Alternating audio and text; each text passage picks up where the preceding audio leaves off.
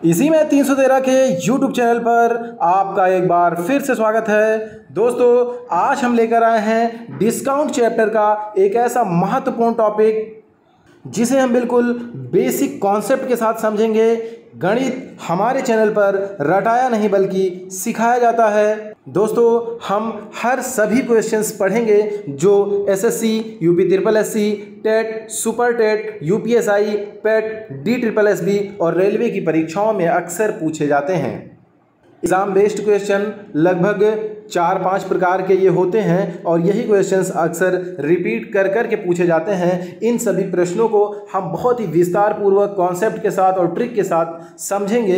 इससे पहले हम लोग जानेंगे कि बट्टा किसे कहते हैं, बट्टा श्रेणी क्या है, समतुल्य बट्टा क्या है, बट्टा की शर्तें क्या क्या हैं, और उसके बाद फिर हम एग्ज़ाम बेस्ड मॉडल क्वेश्चंस को एक एक टॉपिक करके समझेंगे। मॉडल क्वेश्चंस को इस प्रकार से आज की क्लास बहुत ही इंटरेस्टिंग होने वाली है। इसलिए दोस्तों, जो लोग अभी हमारे चैनल पर नए हैं, चैनल को सब्सक्राइब नहीं किए हैं, वो प्लीज़ चैनल को सब्सक्राइब कर लें, बेल आइकन भी दबा दें जिससे हमारे हर नए क्लास की नोटिफिकेशन समय पर मिलती रहे। आइए स्टार्ट करते हैं कि बट्टा किसे कहते हैं। बट्टा जो शब्द है उसको अंग्रेजी में डिस्काउंट कहते हैं। इसी को बट्टे को एक और लैंग्वेज यूज़ करते हैं छूट। यानी कि अगर हम कहें कि कोई वस्तु जो है अगर 120 रुपये उसका अंकित मूल्य है, यानी कि मार्क प्राइस है या एमआरपी है, और उसको जो है 110 रुपये में बेचा जाता है, यानी कि उसकी सेलिंग प्राइस 110 रुपये है, तो हम ये जानेंगे कि कितने रुपए इस पे छूट दी गई। तो ये हो गया, यहाँ से इसमें से माइनस कर लिया तो 10 रुपये की इसमें छूट मिली है। यही जो है उस वस्तु पर क्या हो गया, डिस्काउंट हो गया। और यही डिस्काउंट, यही छूट, यही बट्टा, यही कटौती जब 100 रुपये पर निर्धारित करी जाती है तो उसको हम कहते हैं कि ये जो है ये बट्टे की क्या है, दर है। क्या है, बट्टे की दर है। जैसे मान लिया अगर कोई भी वस्तु जो है उसका एमआरपी जो है 100 रुपये है और इसको जो है 80 रुपये में बेचा जाता है, तो ये माना जाएगा कि इसमें जो है 20 रुपये का डिस्काउंट हुआ है। लेकिन चूंकि 100 रुपये की बात हो रही है, 100 रुपये पे ये डिस्काउंट हो रहा है, तो ये माना जाएगा कि बट्टे की दर जो है वो कितनी है, 20% है। ये तो हो गई बट्टे की बात। अब बट्टे की दर की बात भी हो गई। उसके बाद जो बात आती कि बट्टा श्रेणी। बट्टा श्रेणी का मतलब ये हो गया कि जैसे इसमें एक बट्टा दिया गया था, जैसे मान लीजिए 100 रुपये पे 20% का एक बट्टा दे दिया गया, 20% का एक बट्टा दे दिया गया, तो उसको क्या किया गया, 80 रुपये में सेल किया गया। लेकिन क्या होता है कि कभी कभी 2 या 2 से अधिक बट्टे भी उसमें हो जाते हैं, दिए जाते हैं, तब उसको जो है हम क्या कहते हैं, बट्टा श्रेणी। जैसे मान लीजिए कहा गया कि 5% का एक बट्टा दिया गया, फिर उसके बाद जो है 10% का बट्टा दिया गया, फिर 15% का बट्टा दिया गया, तो ये 3-3 बट्टे एक ही वस्तु पे जब लगते हैं तो उसको हम क्या कहते हैं, बट्टा श्रेणी। या इसी प्रकार से 10%, 15%, 20%, यानी कि एक बट्टे से ज़्यादा, यानी कि एक बट्टे से ज़्यादा जब छूट दी जाती है तो उसको कई बार छूट दी जाती है तो उसको क्या कहते हैं, बट्टा श्रेणी कहते हैं। ये तो रही बट्टा श्रेणी की बात। उसके बाद फिर बात आती है कि समतुल्य बट्टा क्या है। यानी कि जैसे अभी हमने बट्टा श्रेणी पढ़ा कि मान लीजिए एक वस्तु पे 5%, 10%, 15% का 3 डिस्काउंट दिया गया, 3 बट्टा एक साथ दिया गया, तो उसका जो एक बट्टा सिंगल बट्टा बनेगा वही उसका क्या हो जाएगा, समतुल्य बट्टा। अब अच्छा, सिंगल बट्टा निकलता कैसे है ये तो हम आपको आगे नेक्स्ट क्लासेस में बहुत ही डिटेल से बताएंगे। लेकिन यहाँ पे ये समझ लीजिए कि जैसे मान लीजिए पहला बट्टा क्या है, 5% का, यानी कि अगर उसको हम 100 रुपये माने मार्क प्राइस को, तो उसमें से अगर हम इसका 5% यानी कि 95% हो जाएगा। ये 5% अगर इस पे छूट दिया, उसके बाद फिर इसी पे कितने का बट्टा दे दिया, 10% का बट्टा दे दिया, तो ये 80% हो जाएगा, 90% हो जाएगा। फिर इसी पे क्या किया हमने, इस वाले पे पूरे पे हमने कितना दे दिया, 15% का डिस्काउंट दे दिया, तो ये कितना हो जाएगा, 85%। तो ये इसका जो टोटल आंसर आएगा, यही जो बट्टा होगा यही इसका क्या होगा, समतुल्य बट्टा होगा। ये जो सीरीज है यानी कि श्रेणी बट्टा जो है उसी का जो है ये समतुल्य बट्टा हो जाएगा। अब इसके बाद एक और टर्म यूज़ होता है कि बट्टा की शर्त क्या है। बट्टा की शर्त का मतलब ये है कि जैसे हमको दे दिया जाता है कि एक जो है वस्तु 25 20/10 या मान लीजिए कुछ भी ऐसे दे दिया गया 10/15 या 5/20, इसी प्रकार से ये दे दिया गया कि n/25 इस प्रकार का बट्टा दिया जाता है। तो ये जो है ये बट्टे की शर्त है। कैसे? जैसे क्या है कि अगर इंस्टेंट पे करेंगे, हम तत्काल पैसा पे कर देंगे तो हमको कितने का डिस्काउंट मिलेगा?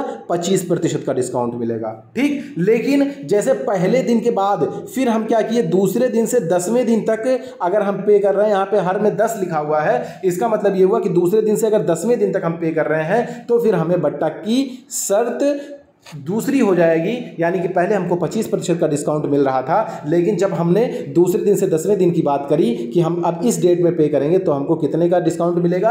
20% का डिस्काउंट मिलेगा। अगली बात जब आती है कि अगर हम 10वें दिन भी नहीं पे करते हैं, 11वें दिन पे करते हैं या 11वें दिन से 15वें दिन तक पे करते हैं, क्योंकि हर में कितना दिया हुआ 15 दिन, तो 11वें दिन से अगर 15वें दिन तक हम पे करते हैं तो हमको डिस्काउंट कितने का मिलेगा?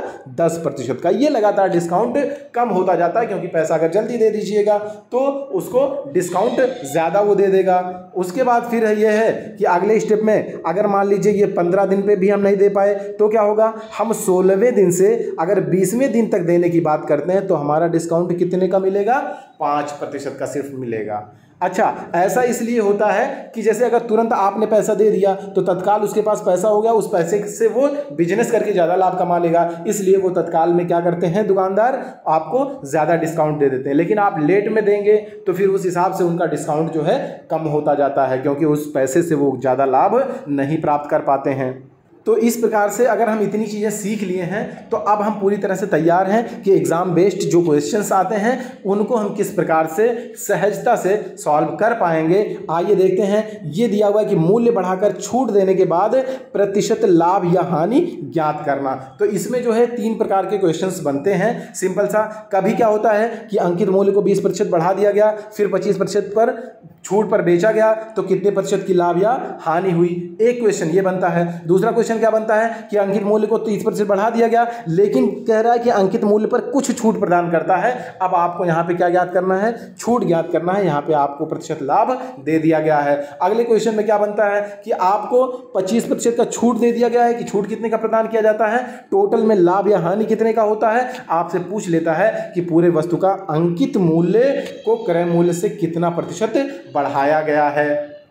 इस प्रकार से इस पहले टॉपिक में जो है 3 प्रकार के क्वेश्चंस बनते हैं। वो तीनों क्वेश्चंस हमने आपको बता दिया और इन क्वेश्चंस को हम सॉल्व करेंगे कैसे? बेसिक कॉन्सेप्ट के साथ, और उसके बाद इसका सिंपल सा ट्रिक हम लोग यूज़ करेंगे। आपको जो पसंद आए उसको आप फॉलो कर सकते हैं। अब यहाँ पे जो क्वेश्चन दिया हुआ है हमारा कि एक दुकानदार जो है वो वस्तु के अंकित मूल्य को कितना 20% बढ़ा कर रखता है। फिर क्या कहता है कि यदि उसे 25% की छूट पर बेचा जाए तो कितने प्रतिशत की लाभ या हानि होगी। तो हम क्या करते हैं, यहाँ पर ये चीज़ मान लेते हैं कि हमारा जो है क्रय मूल्य मान लेते हैं कितना, 100 रुपये है क्रय मूल्य, ठीक। अब इससे क्या होता है, हमारा क्वेश्चन बहुत ही सॉल्व करना आसान हो जाता है। कह रहा है जब क्रय मूल्य हमारा 100 रुपये है तो अंकित मूल्य जो होगा वो कितना है, 20% बढ़ाया गया है इससे। तो हमारा जो अंकित मूल्य हो जाएगा वो कितना, 100 से 20% हमने बढ़ा दिया। और हम जानते हैं कोई भी संख्या अपने आप की कितनी होती है, 100% होती है। और 20% जब हमने बढ़ाया तो ये कितना हो गया, 120 रुपये। क्लियर।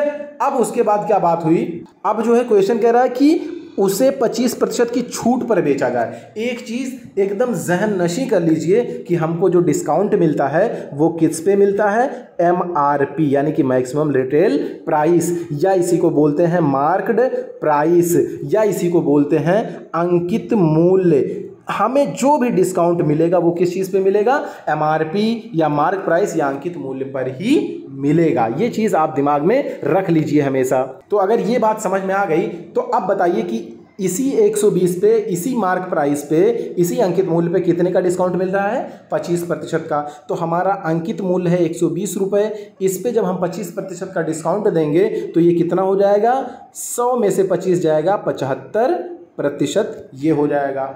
अब कह रहा है कि अगर इस छूट पर बेचा जाता है तो कितने प्रतिशत का लाभ या हानि होगी। और हम जानते हैं कि लाभ या हानि जो होता है वो किस चीज़ पर होता है, प्रॉफिट या लॉस किस चीज़ पे होता है? हमेशा जो क्रय मूल्य है जितने का हम खरीद के लाए हैं उसी पे हमको क्या मिलेगा? प्रॉफिट मिलेगा, उसी पे हमको क्या मिलेगा? लॉस मिलेगा। तो अब बताइए, अगर हमारा क्रय मूल्य कितना हमने माना है? 100 रुपये मान रखा है, तो इसी पे तो हमको प्रॉफिट या लॉस होगा। तो कह रहा है कि कितने प्रतिशत का प्रॉफिट या लॉस होगा। तो हम मान लेते हैं कि इसको x प्रतिशत पे हम बेच देंगे, तो हमारा जो भी प्रॉफिट या लॉस होगा वो क्लियर हो जाएगा। इसका मतलब क्या हुआ कि ये दोनों आपस में बैलेंस हो गए, अब बराबर हो गए। इसी को हम सॉल्व कर लेते हैं। इसको जब हम सॉल्व करेंगे तो यहाँ से 100 और 100 डिवाइड, अगले स्टेप में क्या होगा? 25 तियाँ 75 और 25 4 बार 100, और ये 4 जो है 3 बार हो जाएगा 30, यानी कि 30 तियाँ 90, यानी कि x की वैल्यू क्या आ गई? 90। 90 का मतलब क्या हुआ कि हमने CP हमारा 100 रुपये था और इसको हमने कितने पे बेचा? 90 पे बेचा या 90% पे बेचा, तो हमको लॉस हुआ कितने का? 10% का। तो सही आंसर हो जाएगा ऑप्शन नंबर 1। अब ये तो रहा हमारा बेसिक कॉन्सेप्ट। अब क्या करेंगे? इसके लिए हम छोटी सी टेक्निक यूज़ करते हैं जो हम पिछले क्लासेस में कई बार यूज़ भी कर चुके हैं। इसमें क्या होता है कि जैसे हमको प्रॉफिट या लॉस परसेंट फाइंड करना है, तो इसके लिए हम जानते हैं कि ये जो प्रॉफिट और लॉस परसेंट है ये किस चीज़ पे? मार्क प्राइस और इसके डिस्काउंट, इन दोनों पे निर्भर करेगा। और हम जानते हैं कि जब भी दो चीज़ें किसी तीसरी चीज़ पे, किसी एक चीज़ पे निर्भर होती है, तब अगर हमको कमी या वृद्धि का प्रतिशत ज्ञात करना है तो हम क्या करते हैं? Plus minus X plus minus Y plus minus X Y upon 100% का यूज़ करते हैं। और इस फार्मूले को हम रटते नहीं हैं, बल्कि इसको हम थोड़ा सा समझ लेते हैं बस, कि जैसे आपका मार्क प्राइस हो गया, ये अगर बढ़ाया या घटाया जाएगा तो ये प्लस या माइनस हो जाएगा। अक्सर ये मार्क प्राइस जो होता है वो कॉस्ट प्राइस यानी कि क्रय मूल्य से बढ़ा करके ही रखा जाता है, इसलिए ये अक्सर प्लस में ही रहेगा। और डिस्काउंट जो होता है ये चूंकि जो है मार्क प्राइस से माइनस रहता है, डिस्काउंट यानी कि छूट होता है, तो इसलिए इसको माइनस में यूज़ करते हैं। और यहाँ पे जो ये प्लस या माइनस यानी कि इन दोनों का मल्टीप्लीकेशन होता है, तो ये प्लस माइनस का माइनस हो जाएगा। ये चीज हमको ध्यान देने की जरूरत है। बाकी क्वेश्चन आता आसानी से आपका सॉल्व है। देखिए कैसे, हमसे क्या पूछा जा रहा है? प्रॉफिट या लॉस का परसेंटेज, यही पूछा जा रहा है। अब हम जानते हैं ये क्या है? 20% बढ़ा के रखा गया है, तो इसको प्लस 20 कर दिया।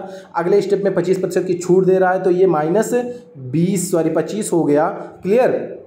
और नेक्स्ट स्टेप में क्या करते हैं? इन दोनों का मल्टीप्लिकेशन यानी कि प्लस और माइनस का मल्टीप्लिकेशन माइनस होगा, और 20 और 25 का मल्टीप्लिकेशन हो जाएगा 20 गुणे 25 और बटे 100। यही सॉल्व कर लीजिए, आपका आंसर हो जाएगा। तो ये हो जाएगा 20 5 बार, और 5 कितनी बार? 5 बार। तो यहाँ से हमको मिल गया प्लस 20 माइनस 25, और माइनस यहाँ पे क्या बचा? सिर्फ 5, यानी कि ये हो गया प्लस 20 और माइनस कितना? 25 और 5 30, और 20 और 30 दोनों आपस में प्लस माइनस में है, तो हमारा आंसर हो जाएगा -10, क्योंकि माइनस क्या है? ज़्यादा है, और माइनस शो करता है इस चीज़ को कि यहाँ पे क्या हो रही है? लॉस हो रही है, और 10% का लॉस हो रहा है। तो सही आंसर हो जाएगा ऑप्शन नंबर 1। इस प्रकार से भी इसको सॉल्व कर सकते हैं। नेक्स्ट क्वेश्चन दिया हुआ है कि एक दुकानदार वस्तु के अंकित मूल्य को कितना? 30% बढ़ाकर अंकित करता है, और अंकित मूल्य पर क्या करता है? कुछ छूट प्रदान करता है। यदि उसे व्यापार में कुल 4% का लाभ हुआ हो, तो ज्ञात कीजिए कि उसने कितने प्रतिशत की छूट दी थी। अब यहाँ पे हमको समझ में आ रहा है कि मार्क प्राइस और जो डिस्काउंट है ये किस पर निर्भर करेगा? इस वस्तु के प्रॉफिट या लॉस परसेंटेज पे निर्भर करेगा। और हम जानते हैं कि जब दो चीज़ें किसी तीसरी चीज़ पे निर्भर करती हैं तो हम यूज़ करते हैं formula plus minus X plus minus Y plus minus X Y upon 100% का, अगर कमी या वृद्धि का प्रतिशत ज्ञात करना है। तो ये जो फार्मूला है इसको लिखने की ज़रूरत नहीं है, हाँ मगर समझने की ज़रूरत है कि इसमें क्या दिया है, क्या पूछा जा रहा है। जैसे इसमें दे रहा है कि अंकित मूल्य को 30% बढ़ा कर रखा गया है और 4% का लाभ हुआ है, यानी कि इस चीज़ की वैल्यू दे दिया गया है 4%, अंकित मूल्य की वैल्यू दे दिया गया कितना? 30% बढ़ा कर रखा गया। हमसे पूछ रहा कि कुछ छूट प्रदान करता है, वो छूट कितना प्रतिशत का है? तो हम मान लेते हैं कि D% की छूट प्रदान करता है, तो ये हो जाएगा -30D/100। इसको जब हम सॉल्व करेंगे तो 0 और 0 यहाँ से कैंसिल हो जाएगा। अगले स्टेप में हमारा क्या होगा? ये 10 नीचे है और हर बराबर करेंगे तो ये हो जाएगा हमारा 40, और जब ये 40 हो जाएगा तो ये हर बराबर होके ही इस प्रकार इस पार आएगा, तो इसलिए -300 और ये -10D और -3D हो जाएगा। अब इसको सॉल्व करेंगे तो ये हो जाएगा, इधर 40 है, इधर 300, इधर आके मिलके कितना हो जाएगा 260 हो जाएगा, वो भी किस में, माइनस में। और यहाँ पे -10 और -13 मिलके 3 मिलके ये 13D हो जाएगा। और हमको चूंकि D फाइंड करना है तो माइनस और माइनस यहाँ से कैंसिल ही हो गया और 13 दूना 26, यानी D की वैल्यू जो आ गई कितना 20%, यानी कि डिस्काउंट कितने का हुआ है 20% का। तो सही आंसर हो जाएगा ऑप्शन नंबर बी। आइए देखते हैं नेक्स्ट क्वेश्चन। नेक्स्ट क्वेश्चन भी दिया हुआ है कि किसी वस्तु के अंकित मूल्य पर कितने का 25% छूट देने के बाद क्या होता है कि 5% का लाभ होता है। तो ज्ञात कीजिए उस पूरे वस्तु के अंकित मूल्य को क्रय मूल्य से कितना प्रतिशत बढ़ाया गया है। तो यहाँ पे भी वही चीज़ बन रही है क्या कि प्रॉफिट या लॉस परसेंट पे क्या चीज़ निर्भर कर रहा है, इसका जो है डिस्काउंट और मार्क प्राइस। जब दो चीज़ें किसी तीसरी चीज़ पे निर्भर करें तो हम फार्मूला यूज़ करते हैं +-x +-y +-xy अपन 100%। अब यहाँ पे जो है इस फार्मूले को लिखने की ज़रूरत नहीं है, लेकिन हम यहाँ पे इसलिए लिख दे रहे हैं क्योंकि आप ऐसा ना करें कि मार्क प्राइस और डिस्काउंट सबको समझ बैठे। चूंकि यहाँ पे लाभ दे रहा है तो इस चीज़ की वैल्यू दे रहा है, ऐसा ना हो कि आप दोनों को एक ही पक्ष में रख के और सॉल्व कर लें। ये चीज़ के लिए हम इसको फार्मूला को लिख दे रहे हैं, इसलिए ताकि आपका कॉन्सेप्ट क्लियर हो जाए। तो देखिए अगर प्रॉफिट या लॉस परसेंट आपको दिया हुआ है कितना 5%, तो ये हो गया आपका 5%। क्या लाभ दे रहा है तो ये प्लस में हो जाएगा। अगले स्टेप में क्या, मार्क प्राइस हमारा कितने प्रतिशत बढ़ाया जा रहा है 25%। इसमें क्या हो रहा है, छूट दे रहा है। मार्क प्राइस कितने प्रतिशत बढ़ाया जा रहा है यही हमसे पूछा जा रहा है। तो इसको हम मान लेते हैं जो भी है मार्क प्राइस बढ़ेगा कितना अभी हम ज्ञात हो जाएगा, लेकिन इससे पहले हमको डिस्काउंट दे दिया गया है कि 25% का डिस्काउंट हो रहा है। तो अगले स्टेप में प्लस और माइनस मिलके माइनस हो जाएगा और 25 हो जाएगा और मार्क प्राइस आपको ज्ञात ही करना है अपान 100। इसको सॉल्व करेंगे तो 25 4 बार और इसका हर बराबर करेंगे तो ये 4 पंचे 20 इधर आ जाएगा और ये हो जाएगा 4 बार मार्क प्राइस और -25 चौका 100 हो जाएगा ये, और माइनस ये हो जाएगा मार्क प्राइस। इसी को आप सॉल्व कर लीजिए, आपका आंसर हो जाएगा। इसको जब आप सॉल्व करेंगे तो ये 4 बार मार्क प्राइस ये है और 1 बार इधर मार्क प्राइस है, तो मिल के कितना 3 बार मार्क प्राइस हो जाएगा। और -100 इधर है, इधर आके कितना हो जाएगा +100 हो जाएगा और 20 मिल के 120 हो जाएगा। इसको सॉल्व करेंगे तो कितना आ जाएगा 40, यानी कि मार्क प्राइस की जो वैल्यू आ गई हमारी कितनी आ गई 40%। इसको क्या किया गया है, बढ़ा दिया गया है, क्योंकि मार्क प्राइस अक्सर बढ़ा करके ही रखा जाता है। तो सही आंसर हो जाएगा हमारा ऑप्शन नंबर 4। उम्मीद करते हैं कि ये सारे क्वेश्चंस, सारे कॉन्सेप्ट्स आपको समझ में आ गए होंगे और आगे सारे क्वेश्चंस जो भी एग्जाम बेस्ड क्वेश्चंस हैं उनके मॉडल क्वेश्चंस और प्रैक्टिस सेट्स आपको बताए जाते रहेंगे। इसलिए आप बने रहिए हमारे चैनल पर। हमारे चैनल के जो वीडियोस हैं उनको देखिए। अगर आपको पसंद आते हैं तो वीडियोस को लाइक कीजिए, अपने दोस्तों को शेयर कीजिए जिससे इसका लाभ वो भी प्राप्त कर सकें। और हमारे चैनल को अगर अभी तक आपने सब्सक्राइब नहीं किया है तो प्लीज़ प्लीज़ प्लीज़ सब्सक्राइब कर दीजिए और बेल आइकन भी दबा दीजिए। इससे हमारे हर नए क्लास की नोटिफिकेशन आपको समय पर मिलती रहेगी। बने रहिए हमारे चैनल इजी मैथ 313 पर। मिलते हैं आपसे नेक्स्ट क्लास में, तब तक के लिए जय हिंद दोस्तों।